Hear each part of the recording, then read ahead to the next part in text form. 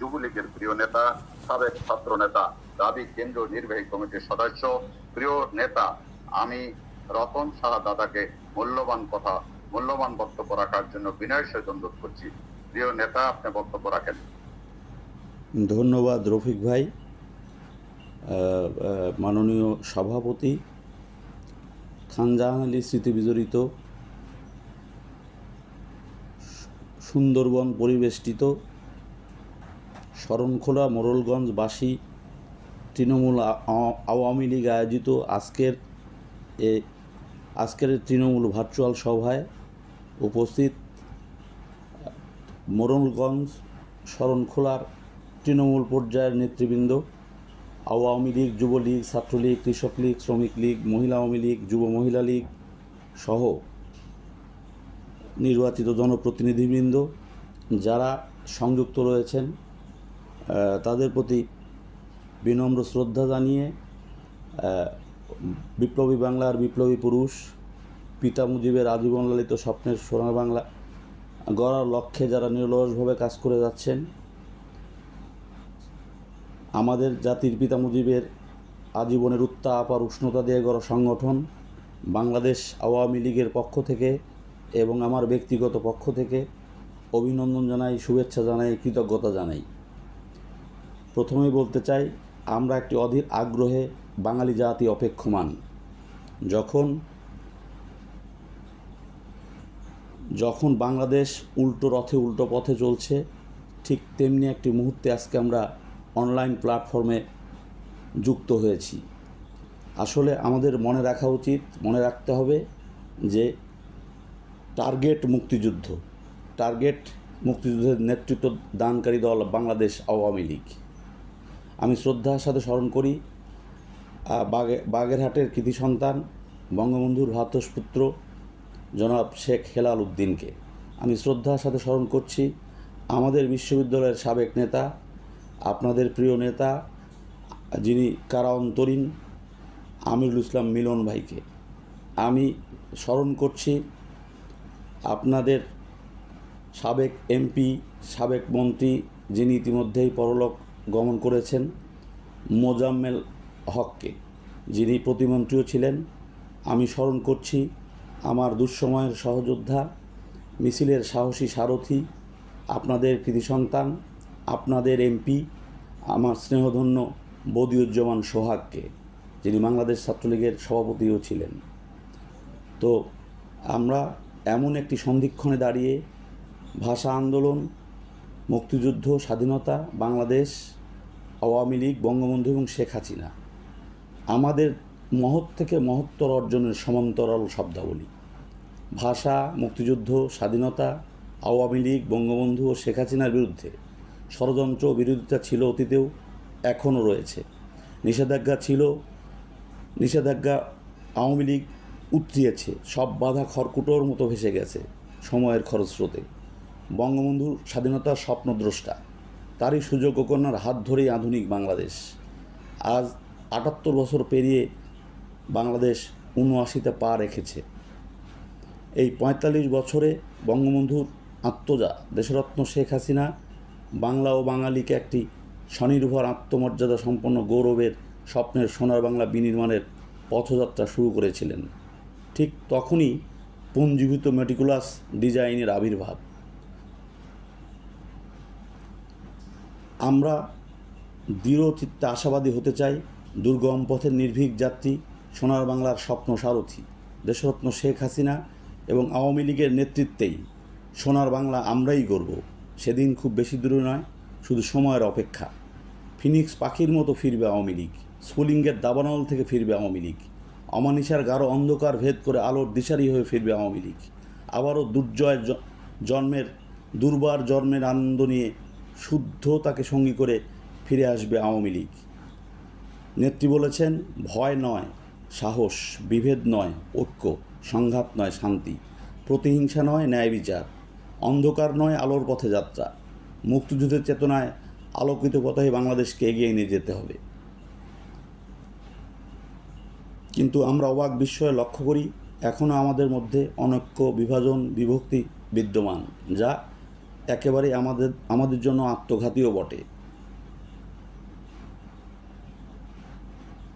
যখন ক্যাঙ্গারু কোঠে আমাদের আস্থা ও নির্ভরতার ঠিকানা, আশার বাতিঘর, সোনার বাংলার স্বপ্ন সারথি, দেশরত্ন শেখ হাসিনাকে সাজা দেওয়া হয়েছে, জাতীয় নেতৃবৃন্দ সহ যখন অসংখ্য নেতাকর্মী হামলা মামলা, জেল জুলুম, হুলিয়া, অত্যাচার, নির্যাতনের শিকার, মুজিব আদর্শে আসক্ত থাকার কারণে পরিবার পরিজন ছেড়ে অসংখ্য নেতাকর্মী আজ ঠিকানাহীন, এই অস্থির সময়ে সুড়ঙ্গের শেষ প্রান্তে যখন কিছুটা আলোর রেখা দৃশ্যমান, তখন নিজেদের মধ্যে বিভেদ ও অশনি সংকেত।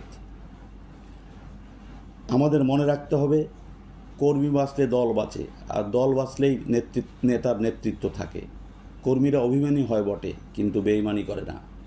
আবার আওয়ামী লীগ যখন একটি প্রতিষ্ঠান, সেখানে একটি সুশৃঙ্খল গঠনতন্ত্রের মধ্য দিয়েই পরিচালিত হয়ে থাকে। নেতৃত্বের প্রতি অনুরোধ থাকবে, যদি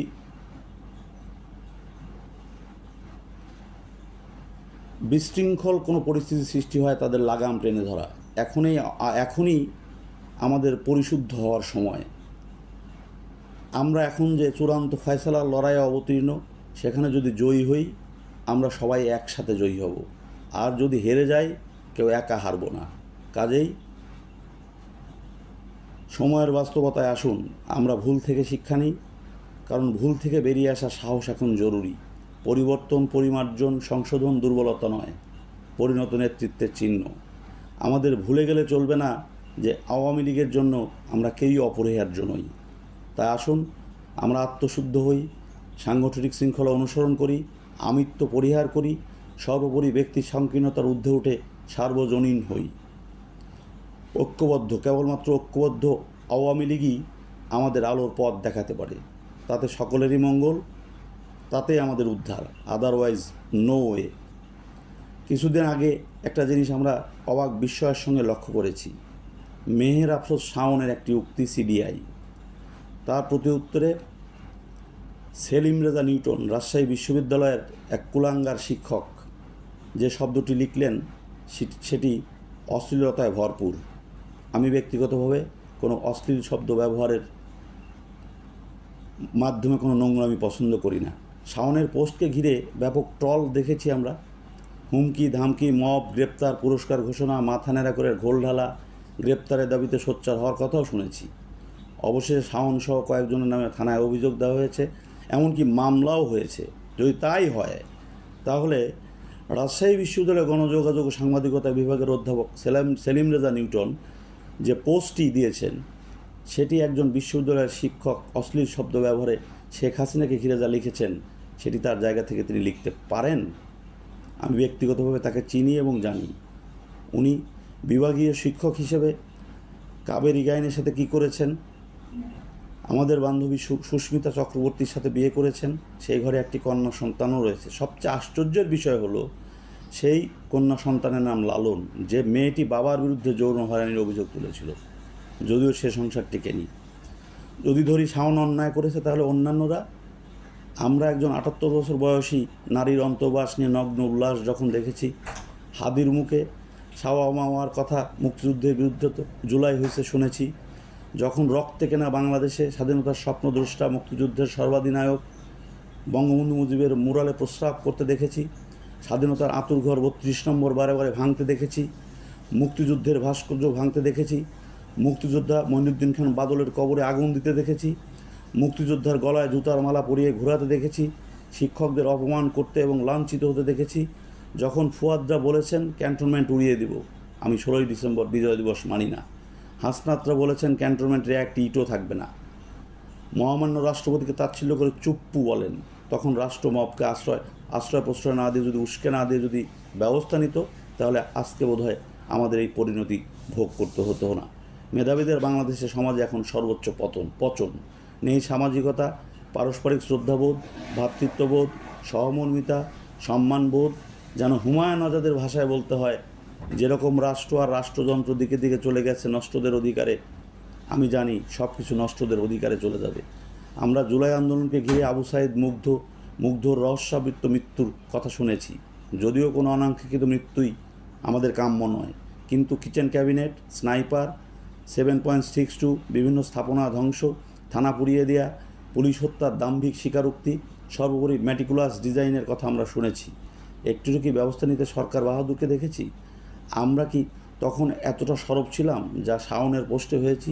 সত্যিই সেলুকাস টার্গেট কিন্তু মুক্তিযুদ্ধ, প্রথমেই বলেছি। অতএব সাধু সাবধান। নেত্রীর পুনঃপ্রত্যাবর্তনই একমাত্র জাতির আলোর দিশারি হতে পারে, আশার পথ দেখাতে পারে। সেই পথকে সুগম করতে আমাদের সর্বদা প্রস্তুত থাকতে হবে। তার জন্য আমরা রক্ত শপথ নিই। আমরা দেশরত্ন শেখ হাসিনাকে ফিরিয়ে বাংলাদেশ আওয়ামী লীগকে উদ্ধার করবই, এটাই আমাদের রক্ত শপথ। এই হোক আজকের প্রত্যাশা। জয় বাংলা, জয় বঙ্গবন্ধু। সকলকে ধন্যবাদ, বিশেষ করে সঞ্জীবকে তো অবশ্যই। ধন্যবাদ প্রিয় দাদা, অত্যন্ত বর্ষিয়ান বক্তার সুন্দর কথা বলার কারণে, সমাজের সাহসী উপযোগী কথা বলার জন্য আমি বিশ্বাস করি শরণখোলা মোড়লগঞ্জের প্ল্যাটফর্মে যে আজকে অত্যন্ত ত্যাগী নেতা কর্মী আছেন, তাদের শক্তি সাহস বেড়েছেন। ইনশাল্লাহ আপনার জন্য আমরা দোয়া করি। আপনি সুস্থ থাকবেন, ভালো থাকবেন, আমাদের প্ল্যাটফর্মে ইনশাল্লাহ বারবার আসবেন। আমাদের সভাপতি প্রিয় বক্তা সভাপতি আছেন, তার বক্তব্য শুনবেন, তারপর আমরা কার্য